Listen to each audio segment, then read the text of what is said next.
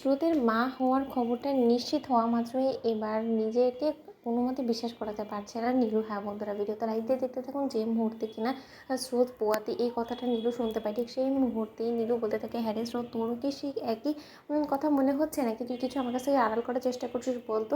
অন্যদিকে স্রোত বলতে থাকে যে দেখ দিদিভাই, আমি তোর কাছ থেকে কিছু লুকোবো না, কিন্তু এরকমটা আমারও মনে হয়েছিল, কারণ আমার অলরেডি ডেট মিস হয়ে গিয়েছে, কিন্তু তাই বলে এটাই যে হতে হবে সেরকমটাও তো নয়। আমি আগে শহরে যাই, শহরে যাওয়ার পর কিছু টেস্ট করি, তারপর না আমি বাকিটা বলতে পারবো। অন্যদিকে স্রোতের সঙ্গে থাকা আত্রী বলতে থাকে, হ্যাঁ রে স্রোত, এত বড় একটা বিশাল সুখবর তুই আমাদের কাছ থেকে কী করে আড়াল করে গেলি বলতো।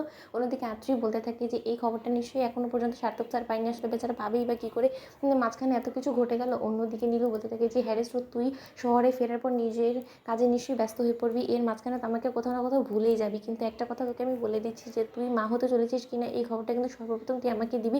এখানকার একটা লোকাল কোনো পিসিও থেকে আমি তোকে ফোন করবো, এবং সেখানে তুই কিন্তু আমাকে ফোন করা মাত্র আমাকে তোর রিপোর্ট সম্পর্কে জানাবি। এবং আরেকটা কথা শ্রোতা, আমি তোকে বলে দিচ্ছি, তুই কিন্তু কোনো মতেই এই জিনিসটা সার্থকের কাছ থেকে আড়াল করার চেষ্টা করবি না, কারণ তোদের জীবনে এত বড় একটা পরিবর্তন আসতে চলেছে। এই পরিবর্তনটা আদেও সার্থক ভালোভাবে অ্যাকসেপ্ট করে কি না সেটাও তো তোকে বুঝতে হবে, তাই না?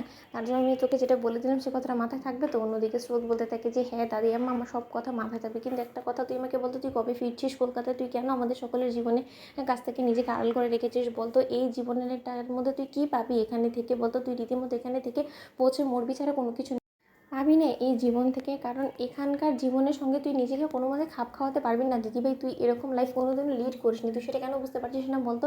তোর যে শানো শওকত ছিল সেই সব কিছুকে ছেড়ে তুই এখানে পড়ে আছিস কিসের তাগিদে, আমি সেটাই বুঝতে পারছি না। অন্যদিকে নীলাঞ্জনা বলতে থাকে যে যে জিনিসটার তাগিদে আমি এত দিন কলকাতায় বসেছিলাম, এবং কলকাতায় যে মানুষটাকে আমি হন্তদন্ত হয়ে খোঁজাখুঁজি করার চেষ্টা করছিলাম, সেই মানুষটাকে আমি কলকাতায় খুঁজে না পেলেও অবশেষে এখানে এসে আমি সেই মানুষটার খোঁজ পেয়েছি, এবং সেই মানুষটা আমার মনের মধ্যেই আছে, এবং সেই মানুষটার নাম হয়তো বা এখন আমি তোকে বলতে পারছি না, কিন্তু সেই মনের মানুষটাকে আমি এখানে এসে খুঁজে পেয়েছি, এবং সেই মনের মানুষটাকে আমি আমার চোখের সামনে রাখতেই চাই, এবং তার জন্য তার কাছ থেকে আমি কোনো মতে নিজেকে দূরে সরিয়ে রাখতে চাই না বিধি আমি এখানে আছি, এবং আমি নিজেকে যথেষ্ট পরিমাণে ভালো রেখেছি বলে আমার অন্তত মনে হয়। আমি কলকাতা থেকে দূরে থেকে অনেকটা ভালো আছি স্রোত, তাই তুই আমাকে আর ওই নোংরা নরকের জীবনে আর ফিরিয়ে নিয়ে যাওয়ার কোনোরকম কোনো চেষ্টা করিস না। আর একটা কথা তোকে বলে দিচ্ছি, তুই বাড়ি ফেরা মাত্র কাউকে কোনোভাবেই কিন্তু আমার কথা বলার চেষ্টা করবি না, এবং তুই এটাও ভুলবশত মুখে আনবি না যে তুই আমাকে দেখেছিস সেখানে এবং আমি এই গ্রামে আছি।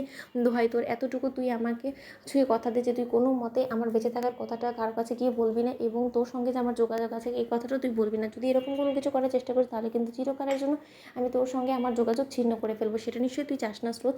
অন্যদিকে স্রোত বলতে থাকে, তুই ভাবিস না, তোর ফেরার অপেক্ষাতেই আমি রইলাম, এবং তোর সেই জীবনসঙ্গীর অপেক্ষাতেই আমি রইলাম। তো বন্ধুরা, লাইক এবং শেয়ার করে সাবস্ক্রাইব করতে ভুলো না।